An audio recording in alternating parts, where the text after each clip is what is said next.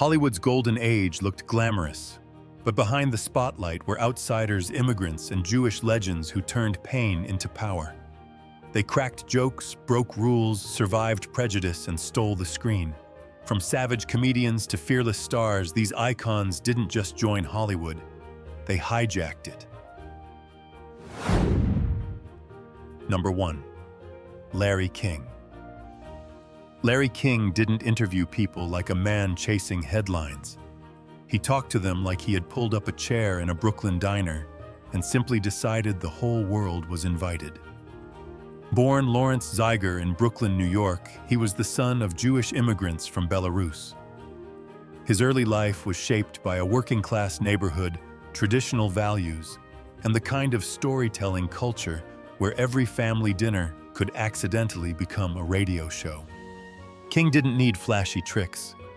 No dramatic shouting, no detective board conspiracy wall. Just suspenders, a microphone, and a voice so familiar it felt like it had been living in your television for years. What made him powerful was curiosity. He asked questions with a directness that felt simple, but behind that simplicity was instinct. He knew when to push, when to pause, and when to let silence do the heavy lifting. His Jewish immigrant background gave him hunger humor and a deep respect for stories, especially the ones people carried from struggle to survival. Larry King became more than a broadcaster.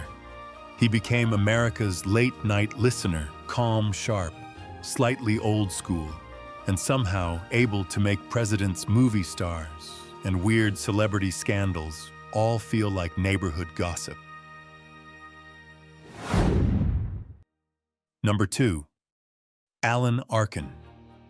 Alan Arkin was never the loudest man in the movie. He didn't have to be. He had the kind of face that could say, "I'm fine," while clearly carrying 17 emotional lawsuits inside his head. Born in Brooklyn to Russian Jewish immigrants, Arkin grew up in a family that valued music theater education and thinking deeply, sometimes too deeply, which is basically the unofficial Olympic sport of anxious artists. His parents were progressive, creative, and serious about culture, giving him a foundation that shaped both his humor and his intelligence. Arkin's genius was subtle. He could play comedy without begging for laughs and drama, without squeezing tears out of the audience like a cheap sponge. In films like The Russians Are Coming, The Russians Are Coming, and Little Miss Sunshine, he brought a dry, human, beautifully impatient energy.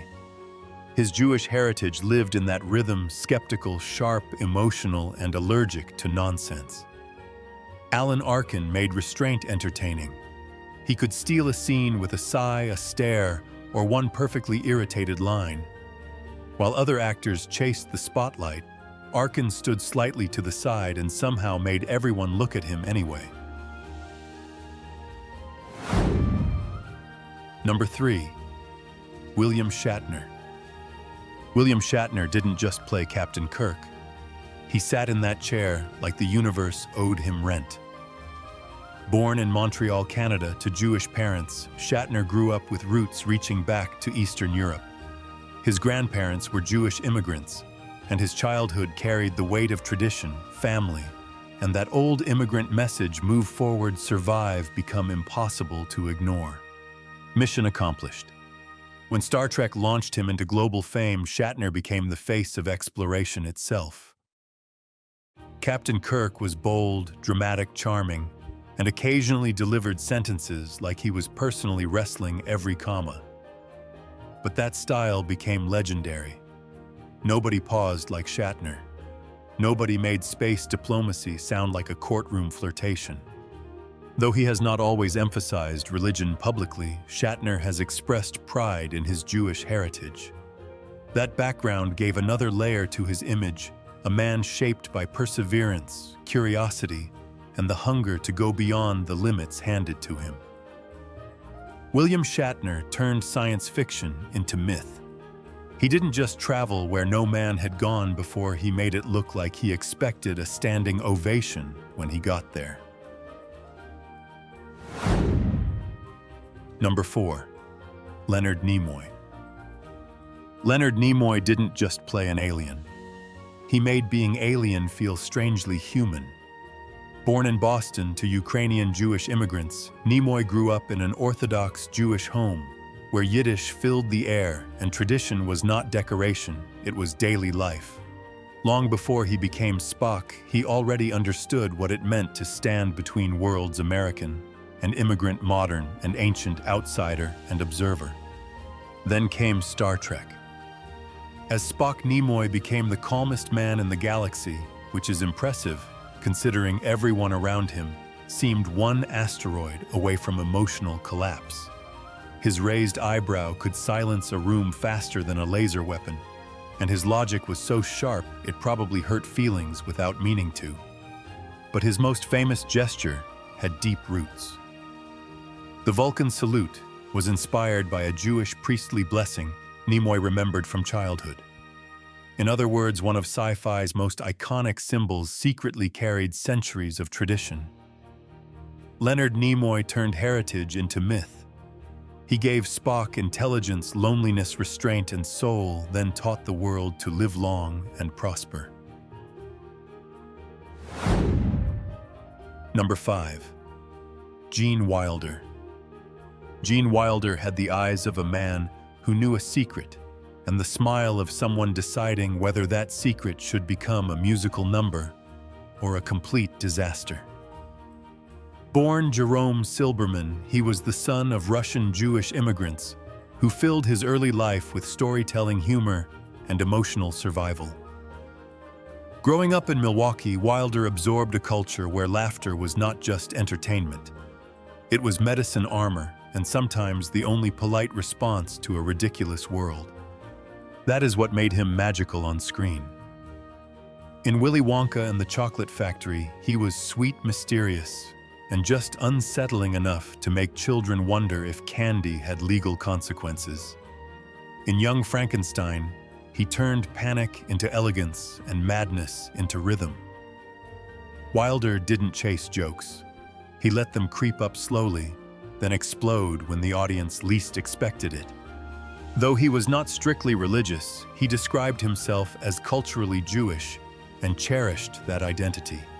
It shaped his timing, his tenderness, and his strange ability to make comedy feel wounded. Gene Wilder was not simply funny. He was heartbreak wearing a purple coat, chaos with manners, and one of Hollywood's rare performers who could make madness feel beautifully human. Number 6. Michael Landon.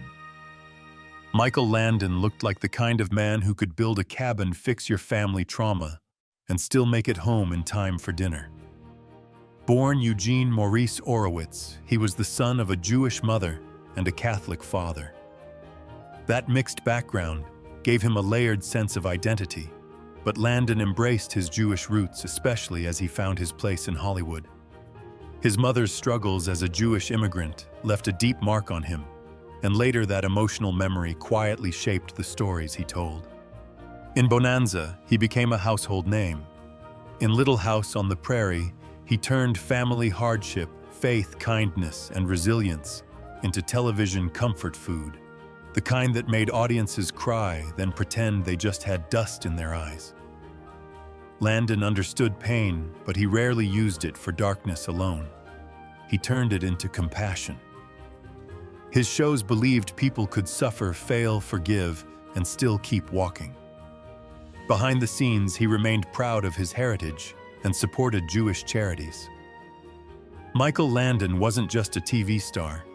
He was a storyteller who made decency dramatic, which in Hollywood might be the biggest plot twist of all. Number 7.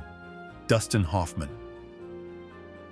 Dustin Hoffman never looked like Hollywood's factory-made leading man, and that became his secret weapon. Born into a Jewish family with roots in Kiev, Ukraine, Hoffman grew up in Los Angeles, surrounded by stories of immigrant struggle, survival, and stubborn hope. While Hollywood was busy selling perfect faces, Hoffman brought something messier and far more interesting: nerves, intelligence, vulnerability, and the face of a man who had definitely overthought the conversation before entering the room. Then came the graduate. Suddenly, awkwardness had a movie star. Hoffman made confusion magnetic. In Rain Man, he went even deeper, showing how silence, repetition, and emotional distance could become devastatingly human. His Jewish heritage helped shape the emotional engine behind his work, identity struggle, redemption, and the quiet ache of people trying to understand themselves. Dustin Hoffman proved that a star doesn't need to tower over the screen. Sometimes he just needs to stand there uncomfortable and honest until the whole audience sees themselves in him. Number 8. Elliott Gould. Elliott Gould didn't enter a scene like a polished Hollywood hero. He drifted in with that crooked charm, that unmistakable voice, and the energy of a man who knew the joke before everyone else caught up. Born in Brooklyn to Jewish parents, Gould grew up inside a close-knit community where humor, argument, warmth, and survival all lived at the same address. That background gave him a screen presence unlike the old studio idols. He felt modern, nervous, funny, wounded like a regular guy who had accidentally become interesting enough for a camera crew. In MASH and The Long Goodbye, Gould brought something loose and unpredictable to Hollywood. He didn't act like he was begging the audience to love him. He simply existed with wit-fatigue, intelligence, and a kind of vulnerability that made him strangely magnetic. His Jewish identity was never something he needed to hide. It shaped his humor, his openness, and the way he played men who seemed relaxed on the outside but carried entire storms behind the eyes. Elliott Gould became a different kind of star, not shiny, not perfect, not built from marble. More like jazz in human form, offbeat, soulful, slightly chaotic, and impossible to replace. Number 9. Marty Feldman. Marty Feldman didn't look like Hollywood's idea of a star. That was exactly his superpower. Born in London to Jewish immigrants from Kiev, Feldman grew up in a working-class world where life was not polished, gentle, or particularly interested in making anyone comfortable. So he built his own weapon comedy, sharp enough to cut through the room, weird enough to be unforgettable, and fearless enough to turn his own unusual appearance into part of the joke before anyone else could. Then came Young Frankenstein. As Igor Feldman didn't just support the madness, he looked like he had personally designed the madness, lost the instructions, and decided to keep going anyway. His eyes became legendary, his timing was wicked, and every glance felt like a punchline sneaking in through the back door. His Jewish background and love of satire helped shape a comic voice that was clever, rebellious, and allergic to anything too normal. Marty Feldman proved that comedy doesn't need perfect looks. Sometimes it needs nerve intelligence and one wild face that makes the audience laugh before the line even lands. Number 10. Jerry Orbach. Jerry Orbach had the kind of charm that made you trust him instantly, which is dangerous because 5 seconds later, he could break your heart, crack a joke, or solve a murder. Best known as Detective Lenny Briscoe on Law and Order, Orbach was born to a Jewish mother and a Catholic father, growing up in a household where identity was layered, complicated, and never boring. He often connected strongly with his mother's Jewish heritage, and that sense of culture, memory, and storytelling followed him everywhere. Before television made him a household face, Broadway knew his name. In musicals like Cabaret and Chicago, Orbach learned how to command a room without forcing it. He had rhythm in his bones and old-school grit in his voice. On screen, he made Briscoe feel real tired, funny, wounded, and sharp enough to smell a lie before the suspect finished the sentence. Jerry Orbach didn't perform like a celebrity. He worked like a craftsman, steady, soulful, and always human. He could make a police line sound like poetry, then toss in a dry joke like he had just saved the city from taking itself too seriously. Number 11. Woody Allen. Woody Allen turned anxiety into a film genre. Born Alan Stewart Konigsberg in Brooklyn, he grew up in a Jewish household where tradition met modern American life and where overthinking was practically a family sport. That cultural world became the engine of his comedy, nervous, intellectual, self-mocking romantic, and always one bad date away from an existential crisis. In films like Annie Hall and Manhattan, Allen made New York feel like a character, with opinions therapy bills and terrible timing. His stories explored relationships, fear, desire, guilt, identity, and the tiny disasters people create while trying to look normal. His Jewish identity was not hidden in the background. It shaped the rhythm of his dialogue, the awkward honesty of his characters, and the humor that turned insecurity into style. Woody Allen's screen world is full of people talking too much, loving badly, thinking too hard, and somehow still searching for meaning between dinner reservations. He proved that a movie hero doesn't need muscles. Sometimes he just needs glasses, panic, and a very complicated inner monologue. Number 12. Bob Dylan. Bob Dylan didn't walk into music history. He mumbled his way in carrying a guitar, a mystery, and the energy of a man who knew the answer, but refused to explain it.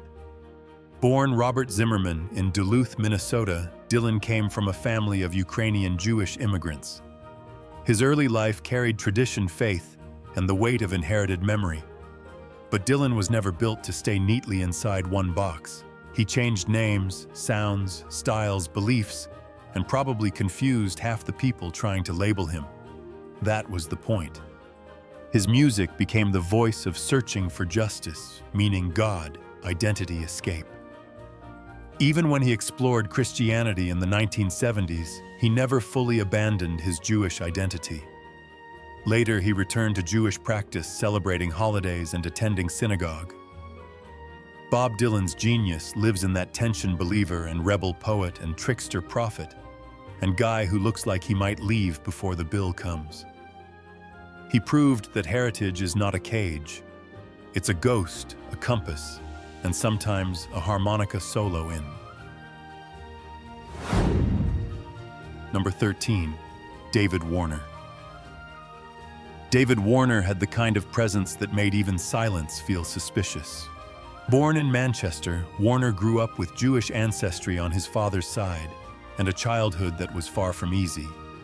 But instead of letting hardship flatten him, he found shelter in theater, which is basically where emotionally complicated people go to turn pain into applause. And Warner was built for complication. He could play villains, wounded men, haunted intellectuals, and strange outsiders with the same quiet intensity. His face seemed to carry a private storm. His voice could make a simple sentence sound like either a confession or a threat, sometimes both. Though he rarely spoke publicly about his Jewish heritage, that ancestral history of endurance may have shaped the empathy he brought to his roles. He understood fractured people. He knew how to make darkness feel human instead of cartoonish. David Warner was never just the bad guy. He was the elegant shadow in the corner, the man with secrets behind his eyes, and the actor who reminded audiences that the most dangerous characters are often the ones who speak softly. Number 14. Paul Simon. Paul Simon wrote songs like he was quietly investigating the human soul with a guitar, a notebook, and the emotional accuracy of someone who has definitely overthought a goodbye. Raised in Queens, New York, in a Jewish family with Hungarian roots, Simon grew up surrounded by music. His parents were musicians, which means silence in that house probably had rhythm. That early world gave him more than melody. It gave him a way to turn memory, doubt, faith, and identity into lyrics that felt both personal and universal. As one half of Simon and Garfunkel, he helped create songs that sounded gentle but carried serious emotional weight. The sound of silence didn't need explosions. It whispered and somehow shook the room. Bridge over. Troubled Water became the kind of song people reach for when life has officially stopped playing fair. Simon's Jewish heritage appears subtly in his work, the searching, the spiritual restlessness, the feeling of someone asking big questions without expecting easy answers. Paul Simon didn't chase noise. He mastered quiet power and made introspection sound like a hit record. Number 15. Harvey Keitel. Harvey Keitel looked like a man who didn't just carry secrets, he made them pay rent. Raised in a Jewish family in Brooklyn, Keitel was the son of Polish-Jewish immigrants whose survival shaped the emotional weather of his life. That background gave him a hard, grounded presence. He never seemed like an actor pretending to be tough. He seemed like someone who had met toughness in person and found it overrated. In Taxi Driver and Reservoir Dogs, Keitel brought danger with a pulse. His characters were rough-wounded, morally tangled, and impossible to dismiss. He didn't play bad guys like cartoon villains. He played men with history in their eyes and trouble in their bloodstream. His Jewish heritage influenced the way he understood struggle, guilt, survival, and dignity under pressure. Even when his roles were violent, there was often something painfully human underneath. Harvey Keitel didn't need polish. He had grit, silence, and the kind of stare that made you reconsider every poor life choice you had ever made. Number 16. James Caan. James Caan had the kind of screen presence that made furniture look nervous. Best known as Sonny Corleone in The Godfather, Caan could walk into a scene and instantly raise the temperature. He didn't just play tough guys. He played men who looked like their temper had its own driver's license. Born in the Bronx to a Jewish family, Caan grew up with a father who worked as a butcher, which may explain why he brought such sharp, no-nonsense energy to the screen. His Jewish upbringing gave him discipline, grit, and the work ethic of someone who understood that nothing was handed over for free. Though he wasn't loudly religious, Caan was proud of his heritage and often joked about the toughness it gave him in Hollywood. And honestly, it showed.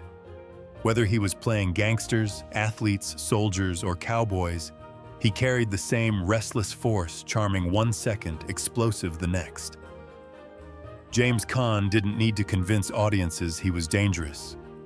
He just had to stand there, smile a little too calmly, and suddenly everyone knew the room had a problem.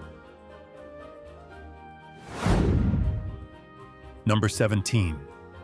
Neil Diamond. Neil Diamond didn't just write songs. He built emotional fireworks and then handed the whole stadium a lighter.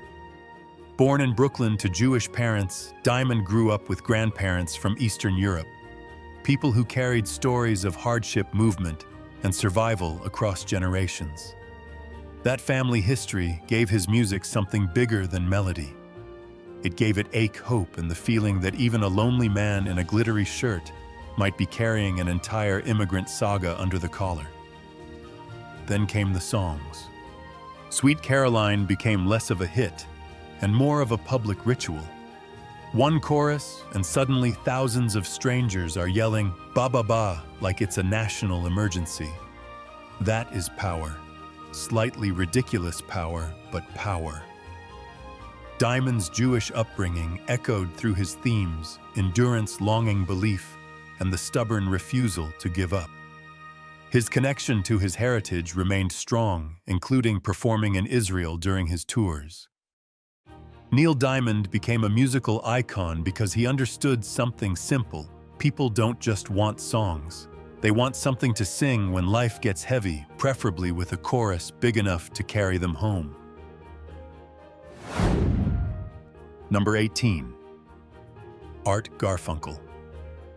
Art Garfunkel didn't sing like he was trying to impress the room. He sang like the ceiling had quietly opened. Raised in Queens, In a Jewish household, Garfunkel was the son of parents descended from Romanian Jewish immigrants.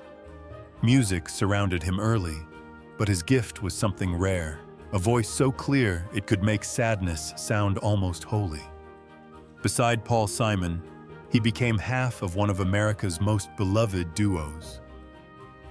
While Simon often carried the pen, Garfunkel carried the lift, that floating angelic sound that turned songs into prayers people didn't realize they were singing.